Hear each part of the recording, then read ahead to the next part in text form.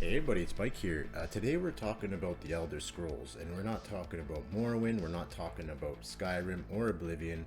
We're actually going back to 1996. We're talking about the Elder Scrolls 2 Daggerfall.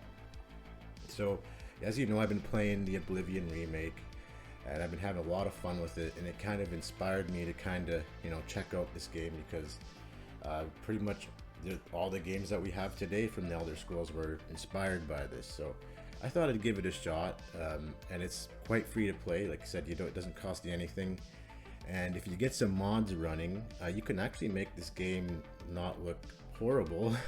It's not going to look amazing, but it's good enough. It's serviceable. There's a lot of quality of life improvements when it comes to mods, but I kind of want to just discuss the game and, coming from someone who's been recently playing, the newer Elder Scrolls games, going back to Daggerfall just to try it out. So yeah, I definitely gave this a decent shot. I've made a couple characters, and let me tell you, this character creation system is so deep. It's much more deep than even something you would find in Morrowind. Each character, each class has its different advantages and advantages. You can make custom classes. So I'd say in terms of just like a character builder, this game is probably the best in terms of all of the Elder Scrolls games. If you want to actually do like a proper role-playing experience, this game will have you covered.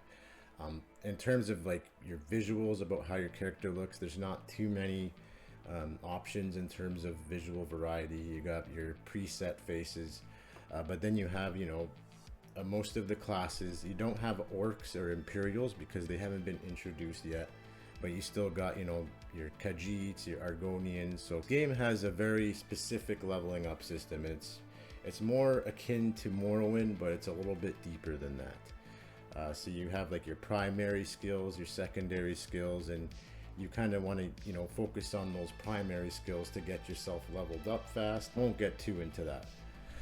Now, in terms of the game world, this game world is absolutely massive.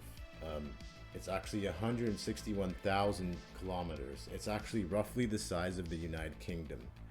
And getting around this game is no joke either. It's not something you have to do manually, thank God. There's actually a fast travel system, and there's also mods that increase the amount of travel options. So if you don't want to spend money staying at an inn, there's actually an option where your character can camp out, which will lead to your character manually walking to said location, but it'll be an in-game time, but you can also speed that up. So I like that there's options there in terms of traversing, because this game world is absolutely massive. I'll show you, exactly how big it is. So here's your world map. You start off in this central state area called Daggerfall, and you have this whole map to explore. Not that you have to. That being said, you don't have to explore this entire map, but just it's all there. It's all procedurally generated, don't get me wrong, but at the same time, it's procedurally generated when this game was first created. So, for example, if you go look at guides and stuff like that, a lot of the stuff that's supposed to be there will be there because it's been already procedurally generated.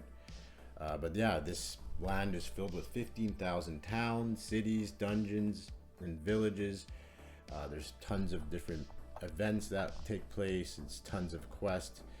So it kind of has the same quest system as you'd find like at the end game of like Skyrim. You have like radiant quests, but they're a little bit more deep than that. They require you a lot of the time to kind of go around town and speak to the different residents. And I like this open-ended system they have. Like when you play the game, you really feel immersed in this world. Aside from its super dated graphics, the mechanics that are in place in this system are far advanced compared to something you would find in like Skyrim or even Oblivion. This game is definitely ahead of its time. And honestly, back in that day, I don't want to age myself here, games were meant to be played for, months on end. You didn't buy as many games back then that you might buy like 1 or 2, 3 games a year, and those would be your games. So, there's definitely tons of content in this one. There's so much to it. Like it's literally almost like a life simulator, if you will. You can literally get diseases. You can become like a werewolf. There's so many different aspects to this game. There's various political factions and guilds and stuff, religions. It's a very engrossing world. It's very scary too. This game will kick your butt if you're not careful. I would say, when you start in this game, maybe start off with some of the easier local fighter guilds quests or mages guild quests, because a simple bat will completely smack you in 2 hits. And you definitely want to take your time building your character. You definitely have to save a lot. Even getting out of the first starting dungeon can take upwards to like 30 to 40 minutes, believe it or not. So this game does not care about your feelings. This game is there to challenge you. And you know what? I respect that about this game. It's a lot of fun. It's very challenging.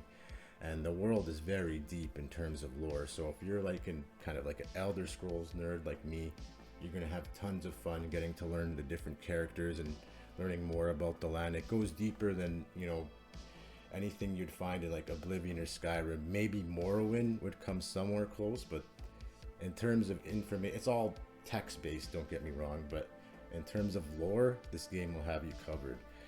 And yeah, like I said, it's just an endless pretty much world to discover. There's also a main quest which is timing based, so you have to complete the main quest during a given period of time, but you can also install a mod that kind of gets rid of this dependency. And there's all sorts of cool mods. As you can see, there's like, if you look at my game now, it's nothing how the original Daggerfall Unity looks. I've added like terrain, 3D trees, birds, all of that. And if you want, I can even kind of share my mod list too. I don't mind.